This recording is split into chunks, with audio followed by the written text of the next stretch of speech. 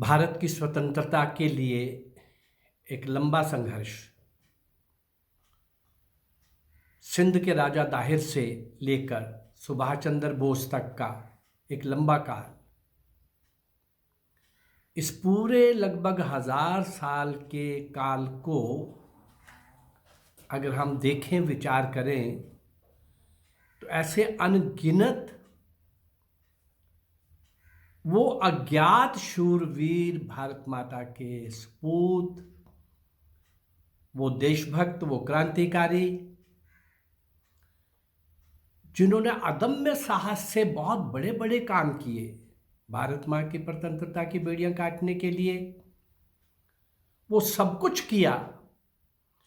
और वो सब कुछ एक से एक बड़ा कमाल किया, जिसका उदाहरण सारी दुनिया के अंदर जो भी सुनता है वो एक बार तो नतमस्तक होता है। परंतु आज़ादी के बाद, इसको अधूरी आज़ादी कहेंगे, ट्रांसफ़र ऑफ पावर कहेंगे, बहुत गड़बड़े हुई हैं उस सारे के अंदर।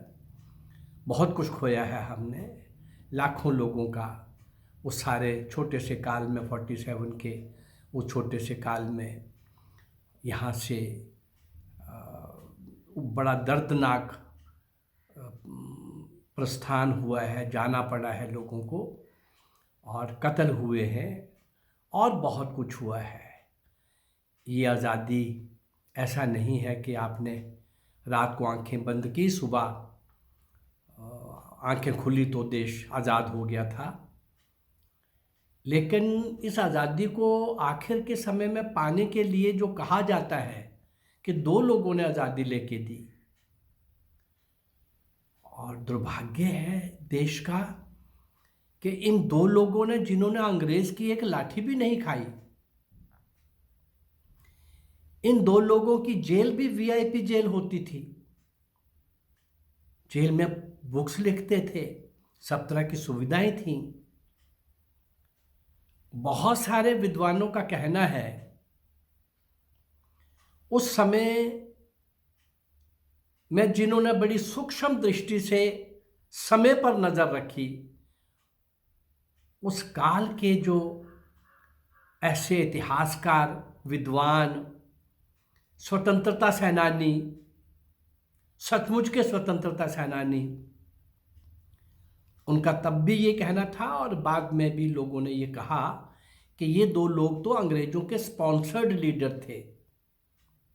चलिए, आज हम इस बहस में नहीं पड़ेंगे, लेकिन उस आज़ादी को पाने के लिए जितने लोगों ने कुर्बानियां दी, इस स्वतंत्रता रूपी महायज्ञ के अंदर अपने आप को आहुत कर दिया, निछावर कर दिया, उन सब लोगों को इतिहास में कहीं स्थान ही नहीं मिला, कहीं भी स्थान नहीं मिला। लोग जानते ही नहीं उनके नाम।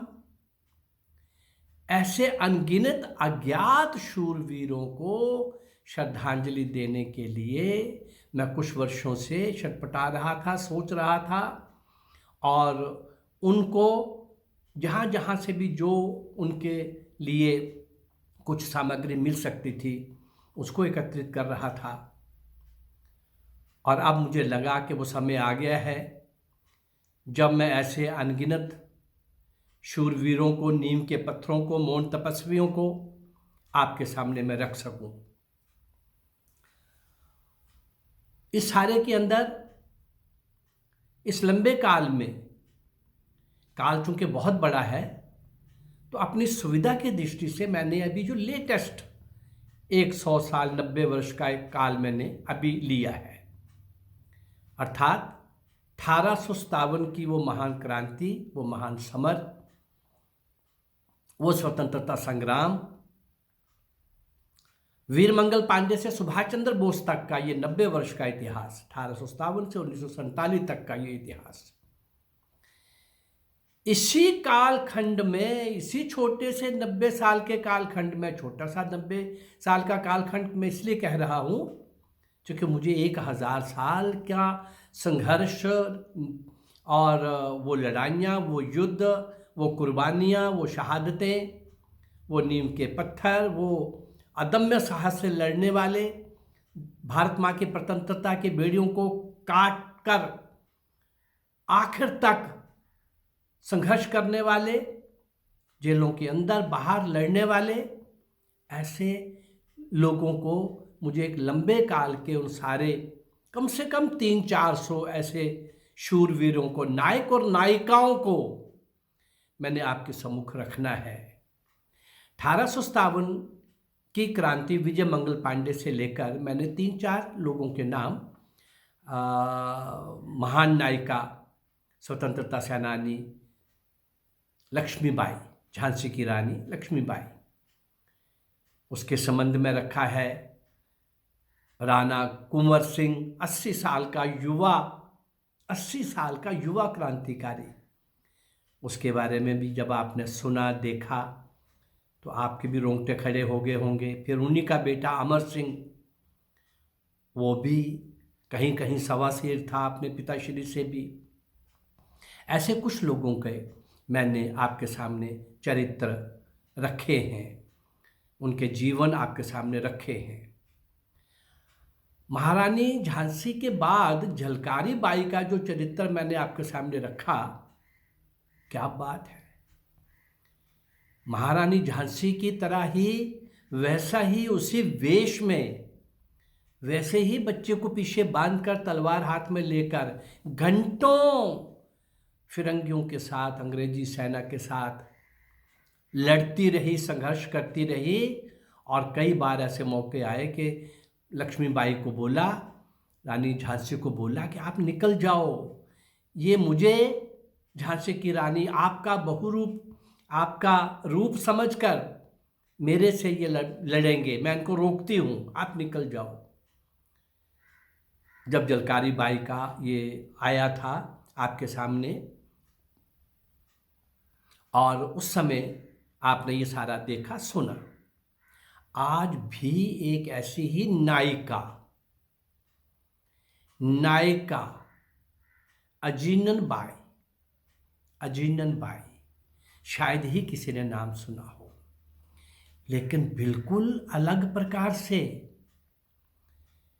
बिल्कुल जिसने कभी विधिवत कोई ट्रेनिंग नहीं ली शस्त्रों की।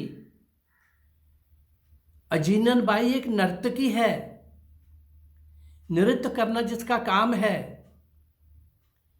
और वो एक नर्तकी किस प्रकार से क्या क्या अपने जीवन में कैसे कैसे भारत माँ की स्वतंत्रता की बेड़ियां काटने के लिए प्रयास करती है।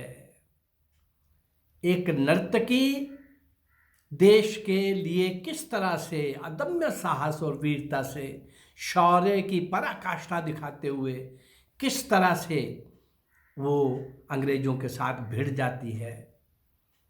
आज हम आज़ादी की दीवानी अजीनन बाई की ही चर्चा करेंगे। अजीनन बाई देशभक्ति की भावना से भरपूर थी। गुलामी की बेड़ियां तोड़ने के लिए उसने घुंघरू तक उतार दिए। आप घुंघरू उतार दिए तो अर्थ समझ गया, यानी वो नर्तकी थी, और नर्तकी का घुंघरू के साथ गहरा संबंध है। पर भारत माँ की पुकार है, वो कष्ट में है, पीड़ा में है, घायल है। विदेशी, फिरंगी, विधर्मी लोग बार बार इस भारत माँ के पवित्र शरीर पर आकर के यहाँ की अस्मत लूट रहे हैं, मंदिर मूर्तियां तोड़ रहे हैं, बहुत कुछ अनर्थ कर रहे हैं, अन्याय कर रहे हैं। मेरे ये घुंघरू अगर देश के काम आ जाए, घुंघरू तक कुर्बान कर दिए, लेकिन जब जरूरत पड़ी, उसके पहले इन घुंघरुओं का सदुपयोग, अपने नृत्य का सदुपयोग कैसे हो सकता है, कैसे हो सकता है। आइए इनके बारे में जानें। 1 जून 1857 को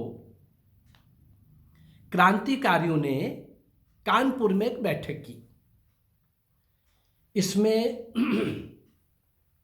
नाना साहब, तांत्या टोपे के साथ सूबेदार टीका सिंह, शमसुद्दीन खान और अजीमुल्ला खान के अलावा अजीनन बाई ने भी हिस्सा लिया, एक नर्तकी। और उस समय की महान हस्तियां, सूत्रधार, उस क्रांतिकारी, उस क्रांति के महासमर के, उनके साथ हिस्सा ले रही है, तो आप समझ सकते हैं कि बहुत देर से ये सक्रिय थी। वरना उन अंडरग्राउंड काम करने वाले लोगों के साथ आवश्यक प्रमुख सूत्रधारों की मीटिंग के अंदर बैठना कोई नया आदमी तो नहीं जा सकता था। आइए देखते हैं इस मीटिंग के बाद क्या हुआ। इस मीटिंग में गंगा जल को साक्षी मानकर इन सब ने अंग्रेजों की हुकूमत को जड़ से उखाड़ फेंकने का संकल्प लिया। जून 1857 में ही इन लोगों ने अंग्रेजों को जोरदार टक्कर देने के लिए विजय प्राप्ति और नाना साहब पेशवा को, उनका भी एक चरित्र आएगा आपके सामने, उनको बिठूर का स्वतंत्र शासक घोषित कर दिया। अब अंग्रेजों के साथ टक्कर देनी है, कुछ करेंगे तो अंग्रेज आएंगे ना सामने। आप सर झुका के बैठते हैं, जो हो रहा है ठीक है, चल रहा है, कोई फर्क नहीं पड़ता, राजा कौन है कोई फर्क नहीं पड़ता, देशी है विदेशी है कोई फर्क नहीं पड़ता। ऐसा बहुत देर तक मानने वाले हमारे समाज के बहुसंख्यक लोगों की निष्क्रियता का कारण, आलस्य के कारण, राष्ट्रभाव के अभाव के कारण जिस प्रकार का जो होता रहा। लेकिन ये नर्तकी उन प्रमुख सूत्रधारों की मीटिंग के अंदर बैठती है और उसके अंदर ये संकल्प लिया जाता है। और स्वतंत्र शासक जब घोषित कर दिया गया नाना साहब को, परंतु ये खुशी ज्यादा दिन तक नहीं टिक पाई। 16 अगस्त को बिठूर में अंग्रेजों के साथ एक भीषण युद्ध हुआ, जिसमें ये सारे क्रांतिकारी परास्त हो गए। कोई बात नहीं, संघर्ष है, बहुत बड़ी राक्षस सत्ताशाही के साथ, साम्राज्यवादी उस शक्ति के साथ कुछ लोगों का टक्कर लेने की सोचना, यही बहुत बड़ी बात है अपने आप में, यही बहुत बड़ी बात है भाई। और परास्त हो गए। इस युद्ध में और इसके पहले भी अजीनन बाई की भूमिका बेहद महत्वपूर्ण थी। उसने युवतियों की एक टोली बनाई जो कि मर्दाना वेश में रहती थी। वे सभी घोड़ों पर सवार होकर, हाथ में तलवार लेकर, नौजवानों को आजादी के लिए युद्ध में हिस्सा लेने के लिए, भाग लेने के लिए आमंत्रित करती थी। ये टोली अजीनन बाई के नेतृत्व में फल, मिष्ठान और भोजन भी बांटती थी। अपनी मोह और अपनत्व भरी मुस्कान से सुंदर थी अजीनन बाई, सुंदर थी, आकर्षित व्यक्तित्व की मालिक थी, सब कुछ निछावर कर दिया देश के लिए। अपनत्व की सुंदर मुस्कान से जो युद्ध में लड़ते थे उनकी तो पीड़ा का हरण करती थी, उनको प्रसन्न करती थी, उनको खुश करती थी, उनको आध्यात्मिक और नैतिक बल देती थी। देशभक्तों के लिए वह जितनी मृदु होती थी, आप देखिए कमाल, देशभक्तों के लिए, लड़ने वालों के लिए तो वो बहुत हर तरह से मृदु थीं, आकर्षित थीं, सुंदर थीं, चेहरे पे तेज था। लेकिन लेकिन जो लोग युद्ध से विमुख होकर भागने वालों के सामने ये खड़ी हो जाती थी और उतनी ही कठोरता से पेश आती थी, वीरों को प्रेम का पुरस्कार मिलता, जबकि कायरों को तिरस्कार, धिक्कार, कायरों को तिरस्कार और धिक्कार। ऐसी सुंदरियों के तीखे शब्द वानों और अपेक्षित निगाहों की कटारों से अपमानित होने की अपेक्षा सैनिकगण जो हैं, रणभूमि में लड़ते लड़ते प्राण गंवा देना अधिक बेहतर समझते थे। कितनी बड़ी भूमिका थी भाई, कितने मोर्चों पर भूमिका थी अजीनन बाई की। महान क्रांतिकारी विनायक दामोदर सावरकर ने अजीनन की तारीफ करते हुए लिखा है, अजीनन एक नर्तकी थी, परंतु सिपाहियों को उससे बेहद स्नेह था। अजीनन के सुंदर मुख की मुस्कुराहट भरी चितवन युद्धरत सिपाहियों को प्रेरणा से भर देती थी। उनके मुख पर भ्रुकुटी का तनाव युद्ध से भागकर आए हुए कायर सिपाहियों को पुनः रण क्षेत्र की ओर भेज देता था। बस यूं देखती थी और पता चल जाता था कि नहीं, रण क्षेत्र से भागने के बजाय मुझे शहीद होना है और लड़ना है और लड़ते हुए मरना है। युद्धों के दौरान अजीनन ने यह सिद्ध कर दिया कि वे वारांगना नहीं बल्कि वो उच्च कोटि की वीरांगना है। बिठूर में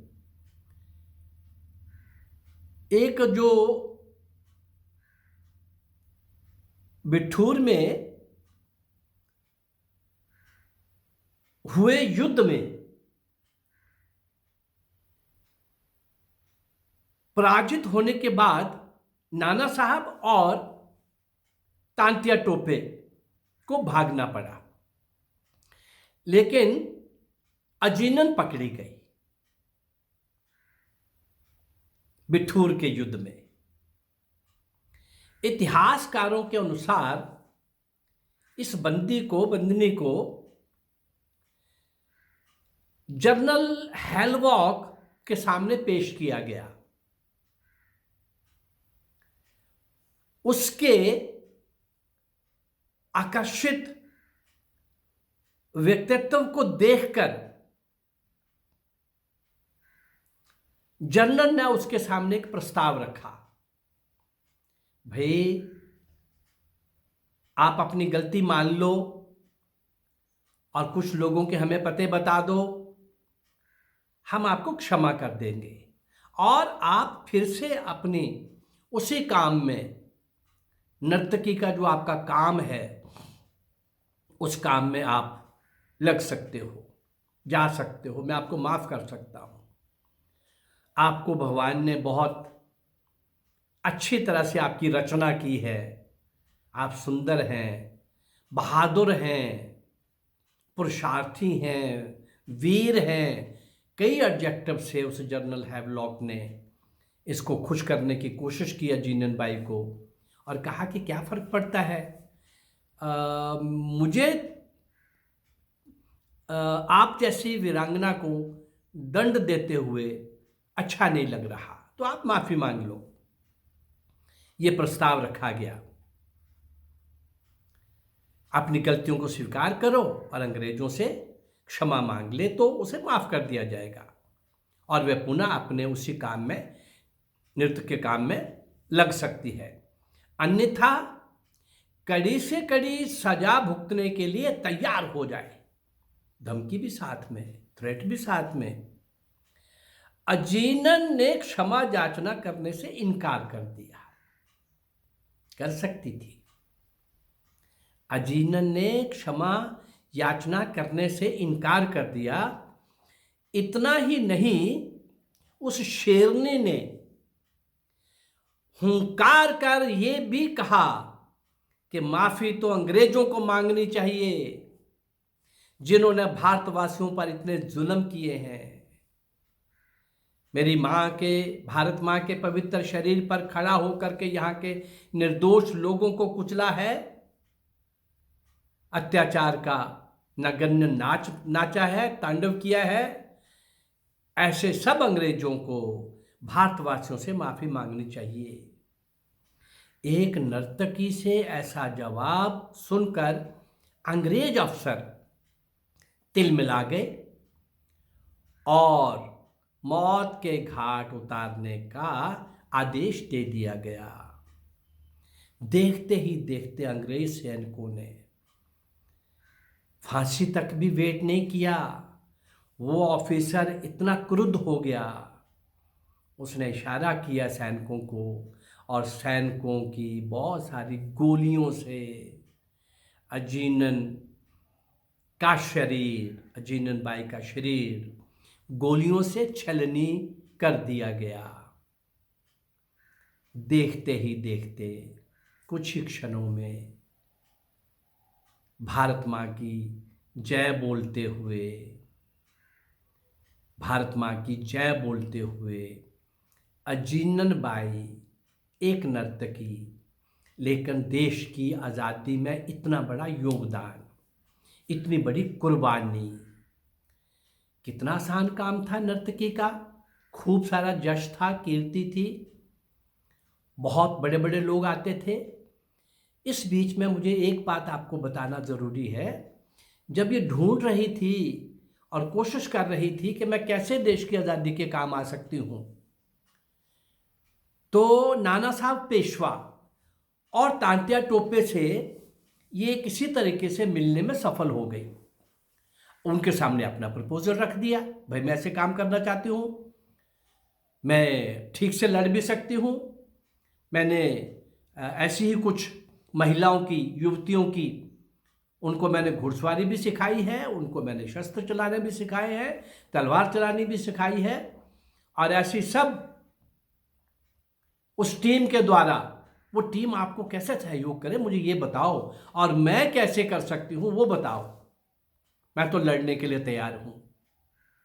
नाना साहब पेशवा और तांत्या टोपे ने कहा, अजीनन तुमको इस तरह से लड़ने की अभी ज़रूरत नहीं है, तुम्हें इस तरह से लड़ने की अभी ज़रूरत नहीं है। हाँ, तुम एक बहुत बड़ा काम कर सकती हो। युद्ध लड़ने वाले, फ्रंट लाइन पर गोली चलाने वाले ही और तलवार चलाने वाले ही नहीं लड़ते। युद्ध के पीछे भी बहुत सारी रचनाएं होती हैं जो उनको युद्ध लड़ा रही होती हैं। उस रचना में आपकी भागीदारी हो सकती है। अजीनन ने पूछा, बताइए। तो नाना साहब पेशवा और तांत्या टोपे ने, जिनका आगे जाकर के इनका चरित्र भी आप लोगों के सामने आएगा, और उन्होंने फिर क्या कहा अजीनन से कि बहुत अंग्रेज ऑफिसर्स तुम्हारा नृत्य देखने आते हैं।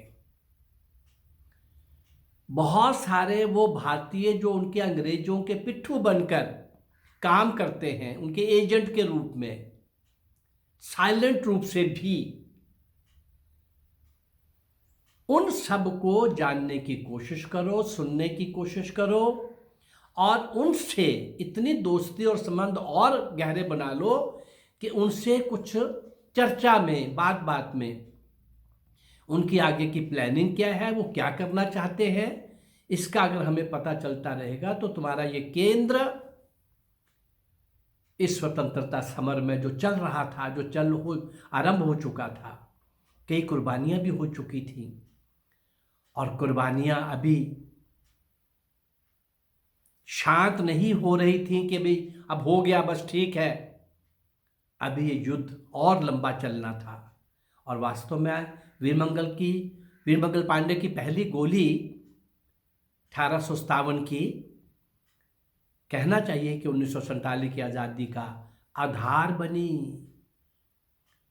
वो चिंगारी ज्वाला बन करके 47 तक पहुंची। और उसी चिंगारी की ज्वाला बनने की यात्रा में अजीनन बाई का जो योगदान है, अजीनन ने कहा ठीक है मैं ऐसा ही करूंगी। अजीनन ने एक नर्तकी होते हुए, नृत्य का काम करते हुए और निखार कर उस विजन को सामने रख करके, उस प्लानिंग को सामने रख के, उस बड़ी योजना का हिस्सा बनते हुए ये खुश थी, प्रसन्न थी कि मैं भी माँ भारती की स्वतंत्रता की बेड़ियों को काटने में काम आऊंगी। ऐसा कहने वाली, काम करने वाली, काम करते करते मैंने कहा कि जब नाना साहब पेशवा, तात्या टोपे और कुछ प्रमुख लोगों की मीटिंग थी, ये वहाँ तक पहुँच गई थी कि उन सूत्रधारों की मीटिंग में बैठ सके, उस टोली में बैठ सके जो पूरे स्वतंत्रता संग्राम को चलाने में जान हथेली पर लेकर निकले हुए हैं। अजीनन एक अलग प्रकार का चरित्र, अलग प्रकार का व्यक्तित्व, भारत के स्वतंत्रता संग्राम में अपनी योग्यता, क्षमता, अपनी सुंदरता, अपना आकर्षित व्यक्तित्व, अपनी वीरता, शौर्य, केवल बातों से नहीं, पूरी तरह से स्वयं को समर्पित करके, और अंतिम समय इतनी बुरी तरह से गोलियों से छलनी होने के बाद भी भारत माता की जय का घोष करती हुई अजीनन बाई हम सबके बीच में से चली गई। लेकिन प्रश्न अजीनन बाई का नहीं है भाई। एक मैं ऐसे 300-400 चरित्र आपके सामने लाने वाला हूं, जो अनगिनत भी तो हैं ही और भी बड़े होंगे, पर 300-400 को तो मैं आपको लाने की कोशिश करूंगा। ये कौन से 300-400 जिनको इतिहास में कोई स्थान नहीं मिला,